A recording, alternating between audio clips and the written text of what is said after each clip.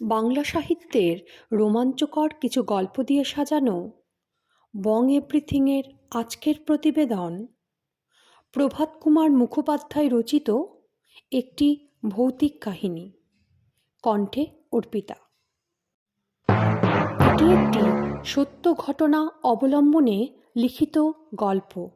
সেজন্য স্থান, কাল, পাত্র বা ভাষা কোনো কিছুই পরিবর্তন না করে, অর্থাৎ অপরিবর্তিত রেখে লেখকের কলমে আমরা যেমন পেয়েছি আমরা গল্পটাকে সেইভাবেই উপস্থাপন করব।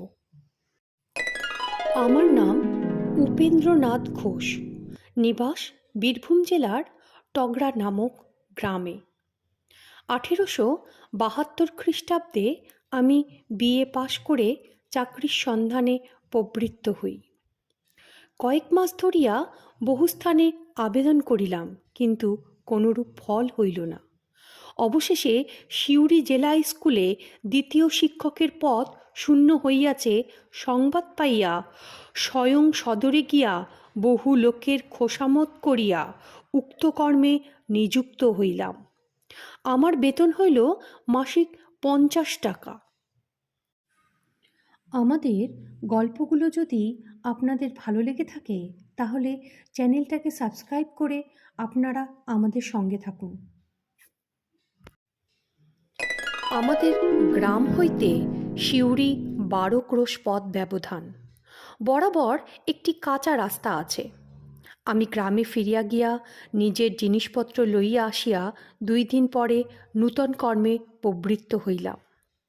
যেমন অল্প বেতন সেইরূপ একটি ছোটোখাটো সস্তা বাড়ি খুঁজিতে লাগিলাম, কিন্তু পাইলাম না। হেডমাস্টার মহাশয়ের বাসাতেই শয়ন ও আহারাদি করি। দিবসে বিদ্যালয়ে কর্ম করি, অবসর সময়ে বাসা খুঁজিয়া বেড়াই। অবশেষে শহরের প্রান্তে একটি বৃহৎ খালি পাকা বাড়ির সন্ধান পাইলাম। বাড়িটি বহুকাল পড়িয়া আছে, স্থানে স্থানে ভগ্ন, তথাপি বাসোপযোগী কয়েকখানি ঘর তাহাতে ছিল। মাসিক 5 শিকা মাত্র ভাড়া দিলেই বাড়িখানি পাওয়া যায়। কিন্তু গুজব ওই যে বাড়িটিতে ভূত আছে। তখন আমি সদ্য কলেজের ছোকরা, যাকে বলে ইয়ং বেঙ্গল। ভূতের ভয়ে যদি পশ্চাৎপদ হই তবে আমার বিদ্যা মর্যাদা একেবারে ধূলিসাৎ হইয়া যায়। সুতরাং বাড়ি লওয়াই স্থির করিলাম। কিন্তু অত দূরে একাকী থাকা নিরাপদ নহে।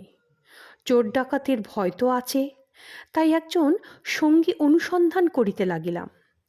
একজন জুটিয়াও গেল। তিনি আমার স্কুলের 4র্থ শিক্ষক, নাম রাসবিহারী মুখোপাধ্যায়। যদিও তিনি বিএ পাশ করেন নাই, তথাপি কলেজে অধ্যয়ন করিয়াছেন এবং নিজেকে ইয়ং বেঙ্গল শ্রেণীভুক্তই মনে করেন। তাহার পূর্ব বাসায় কিছু অসুবিধা হইতেছিল, তাই তিনি আমার সহিত যোগদান করিয়া সেই বাড়িটি লইতে প্রস্তুত হইলেন। একজন পাচক ব্রাহ্মণ স্থির করা গেল, কিন্তু তাহারা রাত্রিকালে সে বাড়িতে থাকতে অস্বীকার করিল। বলিল, কাজকর্ম সারিয়া আমাদিগকে খাওয়াইয়া দাওয়াইয়া রাত্রি 9টার মধ্যে আপন আপন গৃহে ফিরিয়া যাইবে। কি করা যায়, তাহাতেই সম্মত হইতে হইল। পরবর্তী রবিবার প্রাতে জিনিসপত্র লইয়া সেই বাড়িতে গিয়া বাসা করিলাম। বাড়িটি বহুকালীন নির্মিত, চারিদিকে প্রাচীর, স্থানে স্থানে ভগ্ন। গো-মহিষাদি নিবারণ করিবার জন্য বাঁশের বেড়া বাঁধা। বাড়িটির চারিদিকে বাগান, অনেকগুলি নারকেল, আম, কাঁঠাল, জাম প্রভৃতি ফলের গাছ আছে। সেগুলি ফড়িয়াগণের নিকট জমা দেওয়া। বাড়িটি দ্বিতল। নিম্নতলে সম্মুখভাগে বেশ বড় বড় 2খানি ঘর আছে। সেই ঘর দুটি মাত্র আমরা দখল করিলাম, কারণ আমাদের প্রয়োজন খুবই অল্প। বাড়ির পশ্চাতে একটি পুষ্করিণী আছে। তাহার জল পানযোগ্য নহে, স্নানযোগ্যও নহে, তবে বাসন মাজা এবং গৃহকর্ম তাহাতে হইতে পারিত। বাড়ির অল্প দূরে একটি উৎকৃষ্ট দিঘিকা ছিল, আমরা সেখানে গিয়ে স্নান করিতাম। একখানি ঘর আহারাদি করিবার জন্য নির্দিষ্ট করিলাম। অপরখানিতে দুইটি চৌকি পাতিয়া আমরা দুইজনে শয়ন করিতে লাগিলাম। সমস্ত রাত্রি ঘরে প্রদীপ জ্বালা থাকিত। এইরূপে কিছুদিন যায়। ইতিমধ্যে দশহরার 2 দিন ছুটি হইল, সেই সঙ্গে একটা রবিবারও পাওয়া গেল। সেই সুযোগে আমি বাড়ি গেলাম। বাড়িতে 2 দিন থাকিয়া তৃতীয় দিন পদব্রজে সিউড়ি যাত্রা করিলাম। আমাদের গ্রামের 1 ক্রোশ পরে হাতছালা বলিয়া একটি গ্রাম আছে। পূর্বে এখানে স্থানীয় জমিদারের অনেকগুলি হাতি বাঁধা থাকিত। হাতিশালা হইতে হাতছালা নামটি উৎপন্ন হইয়াছে। সেই গ্রামের প্রান্তে সড়কের ধারে একটি মন্দির আছে। সেই মন্দিরে রমাপ্রসন্ন নামক একজন ব্রাহ্মণ সর্বদা বাস করেন এবং তিনি সিদ্ধপুরুষ বলিয়া বিখ্যাত। চতুষ্পার্শ্ববর্তী গ্রামের লোকেরা তাহাকে যথেষ্ট শ্রদ্ধাভক্তি করে। সেইখান দিয়া যাইতে যাইতে দেখিলাম মজুমদার মহাশয় খড়ম পায়ে দিয়া মন্দিরের বাহিরে দাঁড়াইয়া আছেন। তাহাকে দেখিয়া আমি রাস্তা হইতে নামিয়া তাহাকে প্রণাম করিলাম। আশীর্বাদ করিয়া তিনি আমাকে বলিলেন, বাবা, তুমি কোথায় যাইতেছ? আমি উত্তর করিলাম, সিউড়ি স্কুলে আমার মাস্টারি চাকরি হইয়াছে। দশহরার ছুটিতে বাড়ি আসিয়াছিলাম, কল্য স্কুল খুলিবে, তাই ফিরিয়া যাইতেছি। মজুমদার মশাই একটু চিন্তা করিয়া বলিলেন, বাবা, আজ কি তোমার না গেলেই নয়? আজ বাড়ি ফিরিয়া যাও, কল্য যাইও। আমি বলিলাম, কল্য স্কুল খুলিবে, আমার নূতন চাকুরি কামাই হওয়াটা বড় খারাপ কথা, সুতরাং আমাকে ওরূপ আজ্ঞা করিবেন না। বেশ কিছুক্ষণ নিশ্চুপ থাকিয়া মজুমদার মহাশয় আমাকে জিজ্ঞেস করিলেন, তুমি কোথায় বাসা লইয়াছ? আমি বলিলাম, শহরের দক্ষিণাংশে একটি পুরাতন খালি বাড়ি ছিল, সেইটি ভাড়া লইয়া আমি এবং আমার স্কুলের অন্য একজন মাস্টার রাসবিহারী মুখোপাধ্যায় একত্র বাসা করিয়াছি। এই কথা বলিয়াই আমি মহাশয়কে প্রণাম করিয়া বাসার পথে রওনা হইলাম। বেলা আন্দাজ 2টার সময় সিউড়ি পৌঁছিলাম। স্নান খাওয়া করিতে করিতে বেলা 5টা বাজিয়া গেল। আহার করিয়া বারান্দায় বসিয়া তামাক খাইতেছি, এমন সময় দেখি আমাদেরই গ্রামের একজন কৈবর্ত বৃহৎ লাঠি ঘাড়ে করিয়া আমার সামনে উপস্থিত। তাহাকে দেখিয়া বিস্মিত হইয়া আমি জিজ্ঞেস করিলাম, কিরে, তুই হঠাৎ কোথা থেকে এলি? সে বলিল, আজ্ঞে, মা ঠাকুরানী এই চিঠি দিয়েছেন, আর এই একটি কবজ আপনার হাতে পড়াবার জন্য পাঠাই দিয়েছেন মোড়ে, বলিয়া তিনি চিঠি ও কবজ আমার হাতে দিল। চিঠি পড়িয়া দেখিলাম মাতা ঠাকুরানী লিখিয়াছেন, তুমি বাড়ি হইতে যাত্রা করিবার পর রমাপ্রসন্ন মজুমদার মহাশয় আসিয়াছিলেন এবং কবজ দিয়া বলিলেন, মা, তোমার ছেলে প্রাতে সিউড়ি রওনা হইয়াছে, পথে তাহার সঙ্গে দেখা হইল, তাহার জন্য আমি এই রাম কবচটি আনিয়াছি। তুমি যেমন করিয়া পারো আজই এই কবচটি তোমার ছেলেকে পাঠাইয়া দাও এবং বিশেষ করিয়া লেখো যেন আজই সে এই কবচটি ধারণ করে। এই কবচের গুণে এবং নামের বলে সে সকল বিপদ হইতে মুক্ত হইবে। সুতরাং আমি দিনু কৈবর্তকে দিয়া এই চিঠি ও কবচ পাঠাইলাম। প্রাপ্তিমাত্র রাম নাম স্মরণ করিয়া তুমি কবচটি ভক্তিপূর্বক দক্ষিণ হস্তে ধারণ করিবে, যেন কোনো মতে অন্যথা না হয়, ইহা তোমার মাতৃ আজ্ঞা জানিবে। পত্র ও কবচ লইয়া আমি দিনুকে বলিলাম, তুই আজ এখানে থাকবি তো, তোর খাবার জোগাড় করি?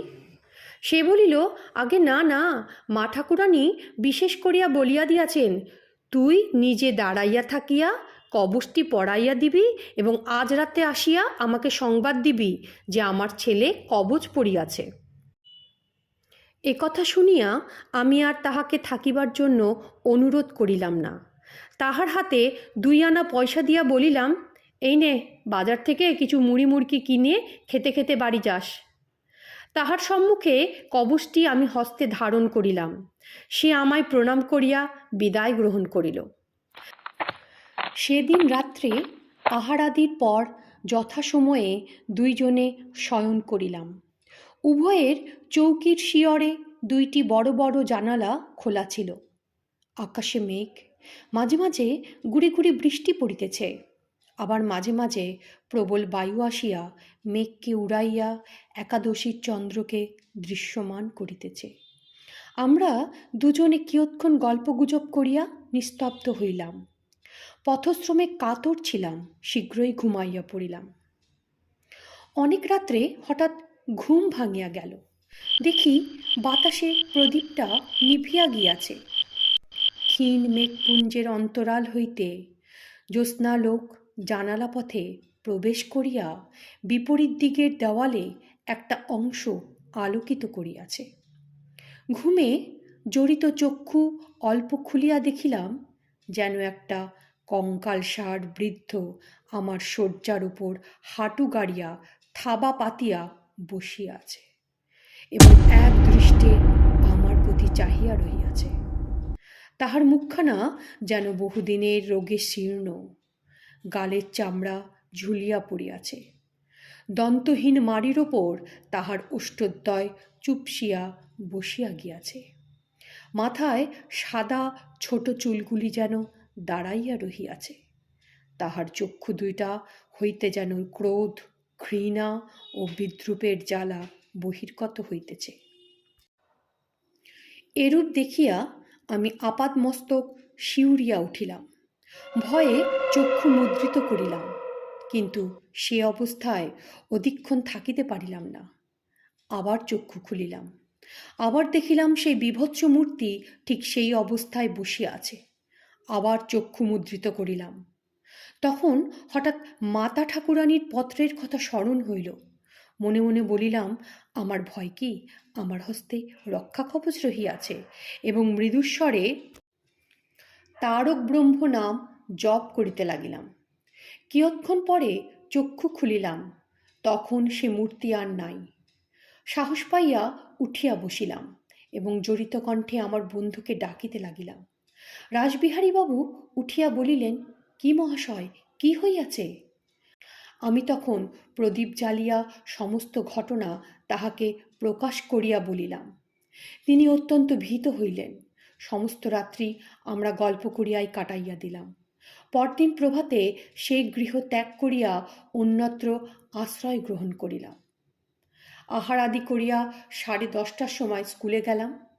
টিফিনের সময় ডাকওয়ালা পিয়ন একখানি পত্র দিল।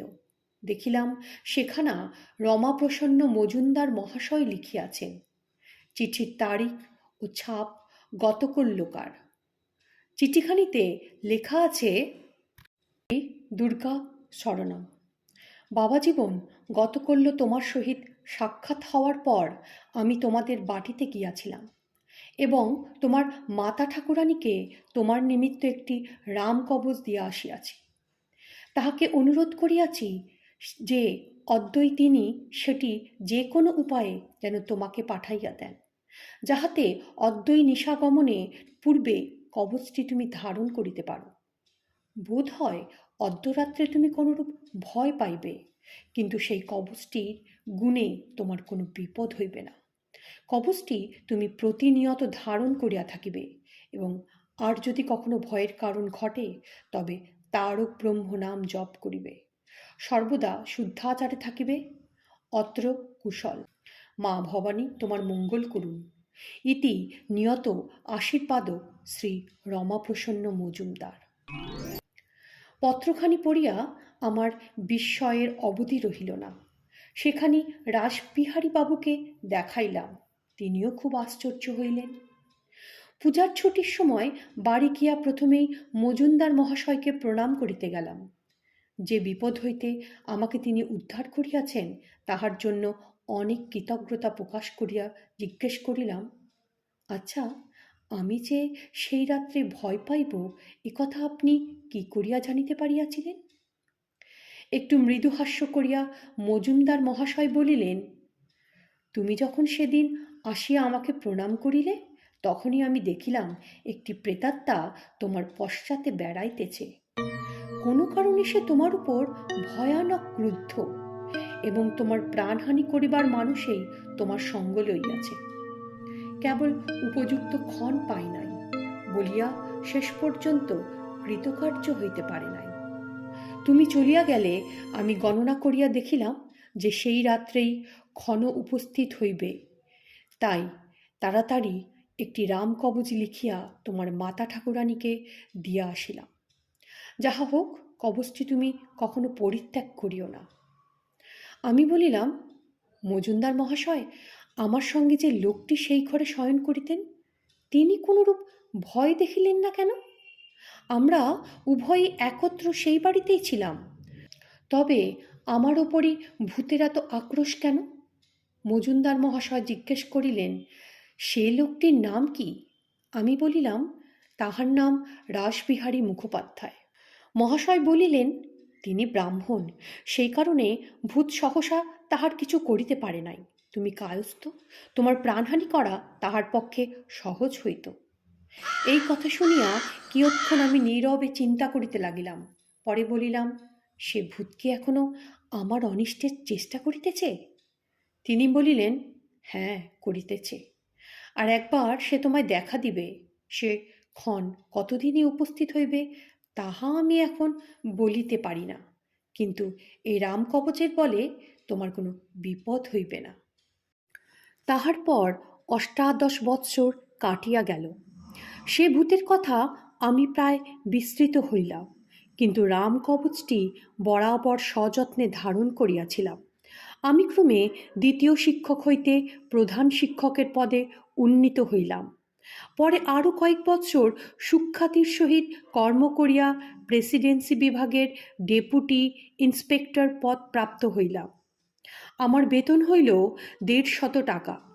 মফস্বলে নানা স্থানে ভ্রমণ করিয়া আমাকে বিদ্যালয় পরিদর্শন করিতে হইত। একদিন মেদিনীপুর জেলার একটি গ্রাম্য স্কুল পরিদর্শন করিতে যাইতেছি। সন্ধ্যার পর আহারাদি করিয়া একখানি গরুর গাড়ি ভাড়া করিলাম। সেই গ্রামাভিমুখে রওনাও হইলাম। শরৎকালের পরিষ্কার রাত্রি, আকাশে চাঁদ ছিল। ডিস্ট্রিক্ট বোর্ডের পাকা রাস্তা দিয়ে গাড়ি মন্থর গতিতে চলছে। আমি প্রথমে শুইয়া একটু ঘুমাইবার চেষ্টা করিলাম।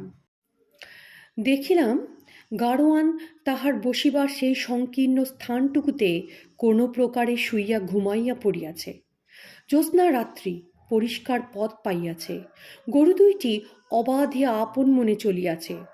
রাস্তার দুই ধারে বৃক্ষের শ্রেণী, কোথাও দূরে দূরে, কোথাও বা ঘন সন্নিবিষ্ট। ঝুরঝুর করিয়া বাতাস দিতেছে। গাড়োয়ান আরামে নিদ্রা যাইতেছে দেখিয়া উহাকে জাগাইতে ইচ্ছা করিল না। বহু দূরে মনে হলো কোথাও যেন কুকুর ডাকিয়া উঠিল, অথচ গরু দুইটা অরক্ষিত অবস্থায় পথ চলে তাহাও নিরাপদ মনে হইল না। এই বিবেচনা করিয়া আমি আর শুইলাম না, বসিয়াই রহিলাম। এই অবস্থায় প্রায় ঘণ্টাখানেক কাটিল। আমার একটু তন্দ্রা আসিতে লাগিল। হঠাৎ শুনিলাম দূরে কোথাও কুকুর ডাকিতেছে। আমি বসিয়া বসিয়া ঢুলিতে লাগিলাম। হঠাৎ গরু দুইটা থামিয়া গেল। একটা ঝাঁকুনি দিয়া গাড়িখানা দাঁড়াইয়া পড়িল। তখন তন্দ্রা ছুটিয়া গেল আমার। চক্ষু খুলিয়া দেখি সেই ভীষণ মূর্তি। গরু দুইটার সম্মুখে পথ অবরোধ করিয়া গাড়ির জোয়ালের ওপর দুইটি জীর্ণ হস্ত রাখিয়া সেই শুষ্ক চর্মাবৃত কঙ্কাল দাঁড়াইয়া আছে, এবং সেই জ্বলন্ত চক্ষু দুইটা হইতে আমার প্রতি ক্রোধানল বর্ষণ করিতেছে। দেখিয়া আমার শরীরের রক্ত হিম হইয়া গেল। আমি কাশিতে লাগিলাম। তারপর কাঁপুনি উঠিল। বুকের কাছে হাত রাখিয়া তারক ব্রহ্ম নাম জপ করিতে লাগিলাম। কিছুক্ষণ জপ করিতে করিতে দেখিলাম যে মূর্তি ছায়ার ন্যায় মিলাইয়া যাইতেছে। যখন সে দৃশ্য একেবারে অদৃশ্য হইয়া গেল, দূরে কোথাও কুকুরের ডাক আবার শুনিলাম। গরু দুইটা তখন গাড়ি পশ্চাতে ঘুরাইয়া দিয়া মহাবেগে ছুটিতে লাগিল। ঝাঁকানিতে গাড়োয়ানের ঘুম ভাঙিয়া গেল। সে ধরফর করিয়া উঠিয়া বলিল, বাবু, এ কি, গরু এমন করিয়া ছুটিতেছে কেন? আমি আসল কথা তাহাকে না বলিয়া কেবল বলিলাম, হয়তো পথে কোনো ভয় দেখিয়াছে, তাই ছুটিয়া বাড়ি যাইতেছে। গাড়োয়ান তখন গাড়ি থামাইবার এবং মুখ ঘুরাইবার জন্য অনেক চেষ্টা করিল। গরু দুইটির লাঙ্গল টানিয়া ছিঁড়িয়া ফেলিবার উপক্রম করিল, কিন্তু কিছুতেই তাহারা দাঁড়াইল না। দৌড়াইতে দৌড়াইতে অবশেষে যখন একটা গ্রামের বাজারে উপনীত হইল এবং সেখানে অনেক লোকজন অন্যান্য গরুর গাড়ি দেখিতে পাইল, তখন গরু দুটি দাঁড়াইল। গরু দুইটির ভয়ানক শ্রান্ত হইয়া পড়িয়াছিল দেখিয়া আমি গাড়োয়ানকে বলিলাম, আজ থাক, আজ আর গিয়ে কাজ নাই, গরুকে খুলিয়া দাও, উহাদের মুখে ঘাস জল দাও, করল প্রভাতে আমরা আবার রওনা দেব, অদ্যরাত্রে এখানেই বিশ্রাম করি। তাহার পর আরও 7 বৎসর কাটিয়াছে, কিন্তু আর কোনো ভয় কখনোই পাই নাই। সে রামকবচটি এখনো ধারণ করিয়া আছি এবং যতদিন বাঁচিব ততদিন ধারণ করিয়া থাকিব। আমার মাতৃদেবীর এবং মজুমদার মহাশয়ের লিখিত সেই পত্র দুইখানি এখনো আমি আমার নিকটে রাখিয়াছি। যদি কেউ দেখিতে ইচ্ছে করেন তা আমি দেখাইতে পারি। আমাদের গল্পগুলো ভালো লাগলে আপনারা চ্যানেলটাকে লাইক এবং সাবস্ক্রাইব অবশ্যই করবেন। ধন্যবাদ।